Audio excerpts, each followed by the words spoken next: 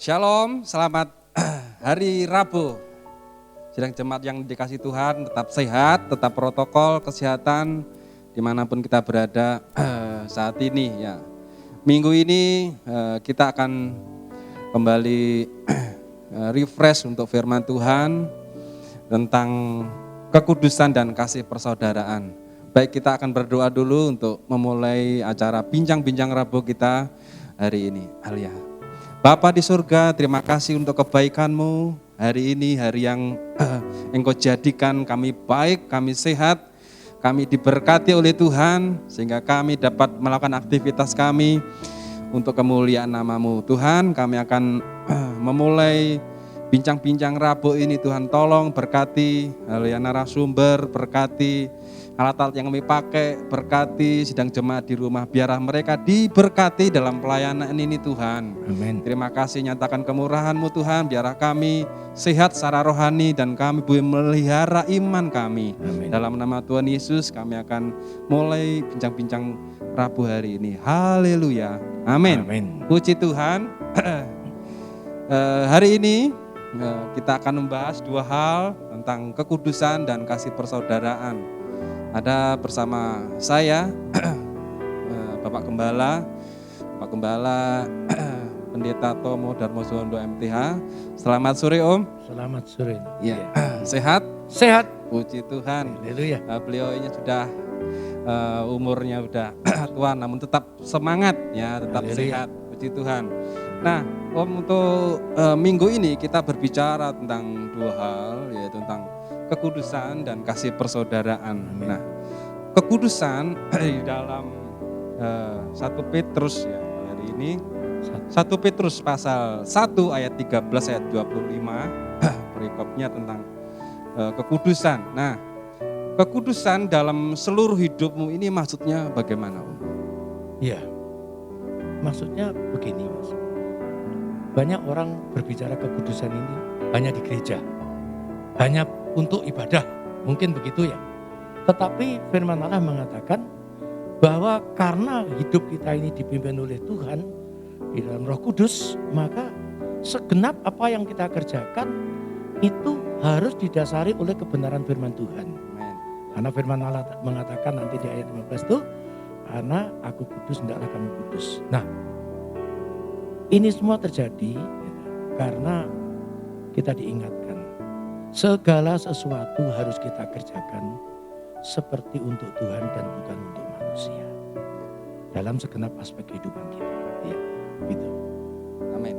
Ya, jadi melalui apa yang disampaikan Bapak Gembala bahwa kekudusan kita bisa capai di dalam sehari-hari kita, dalam pekerjaan kita, di dalam aktivitas kita bisa hidup di dalam kekudusan. Nah, di dalam kekudusan ini juga diperlukan ketekunan.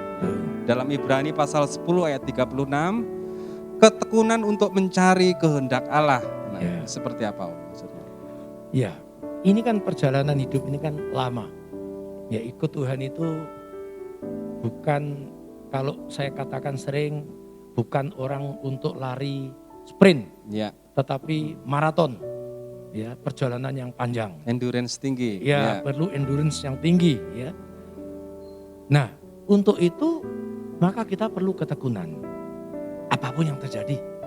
Ya, karena yang dihadapi manusia itu kan, ya kalau nyanyian mengatakan langit tidak selalu biru, artinya berbagai macam masalah di depan kita, ya, tetapi kita tetap hidup di dalam Tuhan. Ya, sehingga kita tidak melenceng kemana-mana, karena Tuhan, dengan keyakinan Tuhan pasti pelihara kita, Tuhan pasti luputkan kita. Gitu. Ya. Ya.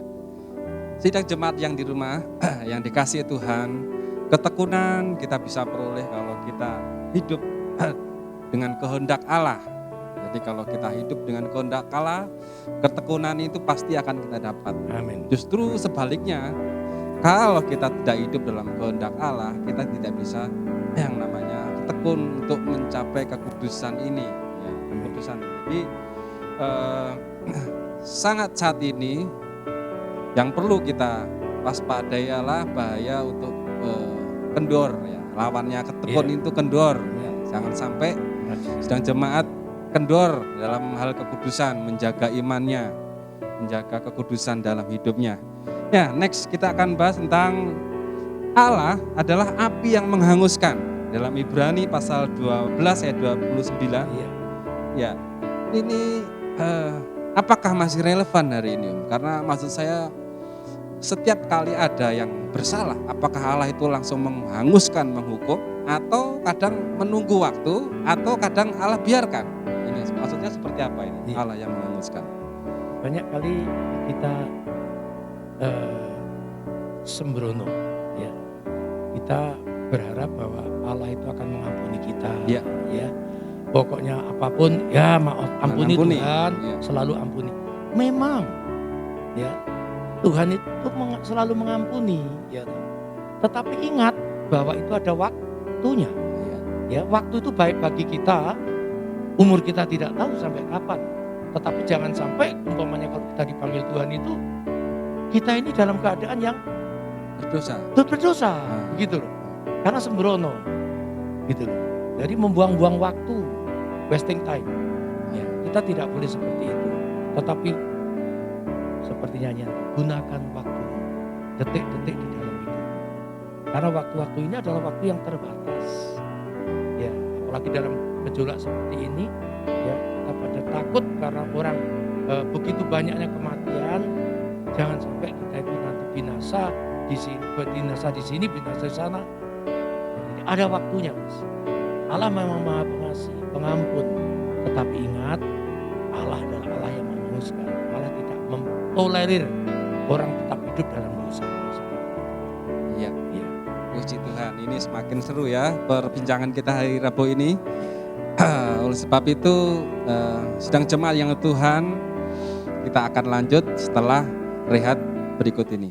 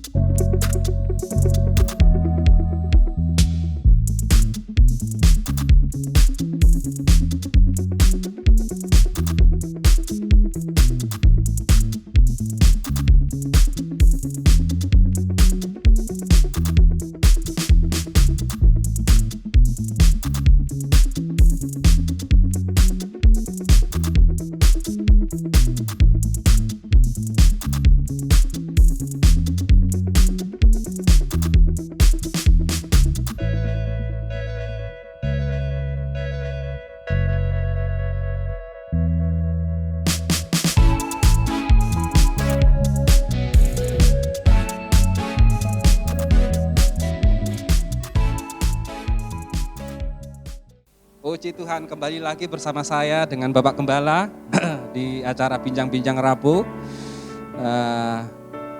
Untuk yang kedua, kita akan berbicara masalah kasih persaudaraan. Nah, kasih persaudaraan itu hari ini adalah Valentine ya, tanggal 14 ya, tentang kasih. Ya, itu juga kasih kita ada 4 sebenarnya, kasih agape, storge, philia, dan eros. Nah, di dalam bahasan firman Tuhan tentang kasih persaudaraan, kita akan tanya bahwa apakah yang dimaksud dengan kasih philia? Ya, philia. Ya, Mari, Om. kasih filio itu adalah, atau mengatakan juga kasih filia, filio, ya, itu kasih antar sesama, ya. Nah, itu pasti kita punyai kalau kita memiliki kasih kepada Tuhan. Ya. Kasih agape. Agape. Ya, jadi kalau kita tidak memiliki kasih agape, ya, Tidak mungkin. tidak gampang untuk memiliki kasih filio, Filio. persaudaraan tadi. Ya, gitu loh. Ya, Om, kadang persaudaraan di luar orang Kristen itu lebih bagus daripada persaudaraan orang yang di dalam Kristus. Ya. Apakah itu betul ataukah memang itu berbeda?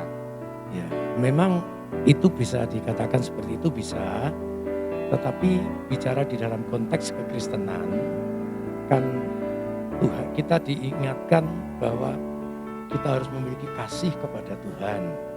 Ya, kalau kita memiliki kasih kepada Tuhan, maka kasih kepada sesama itu mestinya harus kita punyai. Nah, mustahil ya kita bisa menyampaikan kasih kepada sesama ya kalau kita tidak hidup di dalam kasih kepada Tuhan. Ya, kasih agape itu ya. Karena kasih namanya kasih persaudaraan itu kadang-kadang juga bisa hilang ya. Hilang kalau mungkin ya yang salah satu menyakiti dan sebagainya. Ya itu bisa. Tapi kalau ini diingatkan pada pembicaraan ini ya, kita harus hidup di dalam kasih kepada Tuhan. Maka kita tidak mungkin bisa memberitakan kabar baik, menjadi berkat, menjadi terang tanpa kita memiliki kasih kepada Tuhan. Ya. Nah itu maksudnya. Amin. Ya. Jadi sidang jemaat yang kasih oleh Tuhan, jadi konteks firman Tuhan yang pertama tadi tentang kekudusan.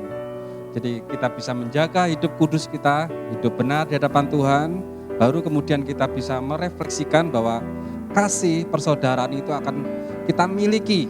Tidak mungkin orang tidak melakukan firman Tuhan dan akhirnya tidak memiliki kasih. Nah, jadi orang yang melakukan firman Tuhan, hidup kudus, pasti dia ada kasih di dalam hidupnya. Oke, ya. Terus kemudian kenapa ya orang Kristen tidak bisa bersaksi dan tidak ada kasih persaudaraan? Oh, ini konteks orang Kristen ya kebanyakan. Apakah ada ya Om ya? Ya, apakah ada orang Kristen itu yang tidak bisa bersaksi? Kenapa? Ya. Karena kasihnya kepada Tuhan itu kurang. Bah, kalau perikop yang dibicarakan di atas itu kan ya. Pasti iman, pengharapan dan kasih. Nah, yang dimaksud 3 hal itu adalah iman, harap, kasih kepada Tuhan. Ya. Kalau kita memiliki iman, pengharapan dan kasih itu, ya, maka ya otomatis karena kita memiliki ketiga hal itu, ya, maka kita bisa mengasihi sesama. Dan kalau kita betul-betul 3 hal kita miliki, apapun yang kita alami, kita akan merasakan bahwa itu adalah kasih Tuhan yang luar biasa. Amin. Itu menyebabkan kita itu, mulut kita tidak berhenti untuk bersaksi bahwa Allah itu baik, Allah itu luar biasa. Amin. Ya, kenapa tidak bisa bersaksi? Karena merasa tidak mendapatkan sesuatu atau kurang mendapatkan sesuatu. Padahal kita ini diberikan jaminan yang kuat tuh. Kehidupan yang tersimpan di surga. Satu bagian yang tersimpan di surga, tapi juga ada bagian lain di dunia ini. Amin. Ya. Amin. Ya. Nah, maka kalau kita merasakan sana sudah dijamin, sini dijamin, why not? Ya. Kenapa kita tidak bersaksi? Tuhan itu luar biasa. Amin, amin, ya. Nah, itu jawabannya. Puji Tuhan, ini semakin luar biasa. Ya. Kita dikuatkan oleh perbincangan kita hari ini. Dan yang terakhir ini Om, tentang kesimpulan dan pesan-pesan kepada sidang jemaat untuk kita lebih menjaga persatuan, menjaga persaudaraan ini. Dan kemudian silakan Om tutup di dalam doa. Ya, jadi kesimpulannya adalah sidang yang dikasih oleh Tuhan, mari iman kita makin ditambah-tambahkan. Pengharapan kita hanya kepada Tuhan, bukan kepada yang lain-lain. Kasih kita kepada Tuhan. Maka kalau iman kita kuat, pengharapan kita kuat kepada Tuhan, kasih kita kuat kepada Tuhan, tidak ada sesuatu pun yang tidak bisa terjadi. Amin. Kalau namanya hanya kasih sesama dan sebagainya akan bisa kita lakukan. Amin. Silakan. Ya, Tuhan Yesus memberkati. Bapak terima kasih. Kami mengucap syukur untuk pembicaraan sore hari ini. Memberkati kami semua sidang jemaat GPTL Sade dengan berkat rohani yang limpah, terlebih iman, pengharapan dan kasihnya kepada Allah dilimpahkan sehingga kita bisa mengasihi Tuhan dan juga mengasihi sesama kami. Terpuji namamu di dalam berkat nama Tuhan Yesus. Amin.